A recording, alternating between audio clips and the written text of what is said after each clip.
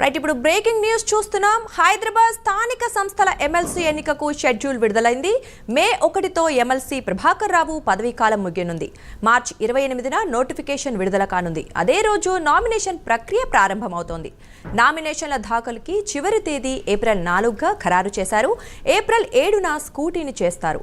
April 9 వరకు నామినేషన్ల విత్డ్రాకు అవకాశం ఇచ్చారు. ఏప్రిల్ 23న ఉదయం 8 గంటల నుంచి సాయంత్రం 4 గంటల వరకు పోలింగ్ నిర్వహిస్తారు. 25న కౌంటింగ్ నిర్వహిస్తారు. ఇక ఈ విషయం గురించి మరింత సమాచారం మా కరెస్పాండెంట్ అజీం అందిస్తారు. అజీం, చెప్పండి.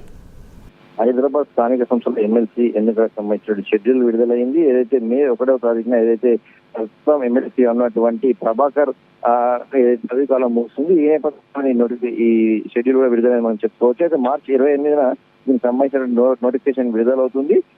నామినేషన్లకు సంబంధించి చివరి తేదీ ఏప్రిల్ 4వ తేదీ, ఏప్రిల్ 7వ తేదీన స్కూటీ ఉంటుంది. ఏప్రిల్ 9వ నామినేషన్లకు విత్డ్రాకు అవకాశం ఇస్తారు. అలాగే ఏప్రిల్ 23న ఉదయం 8 గంటల నుండి సాయంత్రం 4 గంటల వరకు కూడా పోలింగ్ ఉంటుంది. 25వ తేదీ కౌంటింగ్ ఉంటుంది. అయితే ఇది హైదరాబాద్ స్థానిక సంస్థల ఎన్నికలు కావడంతో ఇక్కడ ఉన్నటువంటి కార్పొరేటర్లు కావచ్చు, ఎమ్మెల్సీలు కావచ్చు, అయితే హైదరాబాద్ పరిధిలోకి వచ్చేటువంటి ప్రతినిధులు ఎవరైతే వీళ్ళందరూ కూడా ఈ ఓటింగ్ లో కూడా పాల్గొంటారు. అయితే మనం చూసినట్లయితే ఇటీవల 5 ఎమ్మెల్సీలు ఏదైతే ఎమ్మెల్యే కోటాలో జరిగాయి, దీంట్లో ఎంఐఎం ఒక స్థానాన్ని కూడా ఆశించింది. కానీ ఏదైతే హైదరాబాద్ ఎమ్మెల్సీ ఏదైతే స్థానిక సంస్థల కోటాలో ఎంఐఎంకి సంబంధించి అధికార పార్టీ హామీ ఇచ్చినట్టు తెలుస్తుంది. సో ఈ నేపథ్యంలో ఎంఐఎం చూసినట్లయితే కార్పొరేటర్లు ఉన్నారు, 7 ఎమ్మెల్యేలు ఉన్నారు, ఒక ఎంపీ ఉన్నారు, ఒక ఎమ్మెల్సీ కూడా ఉన్నారు. సో ఈ నేపథ్యంలో X official members, option members కూడా ఉంటారు. కాబట్టి దాదాపుగా ఈ అధికార పార్టీ నుంచి ఏదైతే మిత్రపక్షంగా ఉన్నటువంటి ఎంఐఎంకి అవకాశం ఇచ్చేటువంటి అవకాశం అయితే ఎక్కువగా కనిపిస్తుంది. ఇక బీఆర్ఎస్ ఎవరికి ఇస్తుందనేది కూడా చూడాల్సి ఉంటుంది. బీఆర్ఎస్ కూడా ఏదైతే హైదరాబాద్ పరిధిలో ఉన్నటువంటి కార్పొరేటర్ కావచ్చు, ఎమ్మెల్యే కావచ్చు ఎక్కువ స్థాయిలోనే ఉన్నారు. సో మరి బీఆర్ఎస్ పోటీ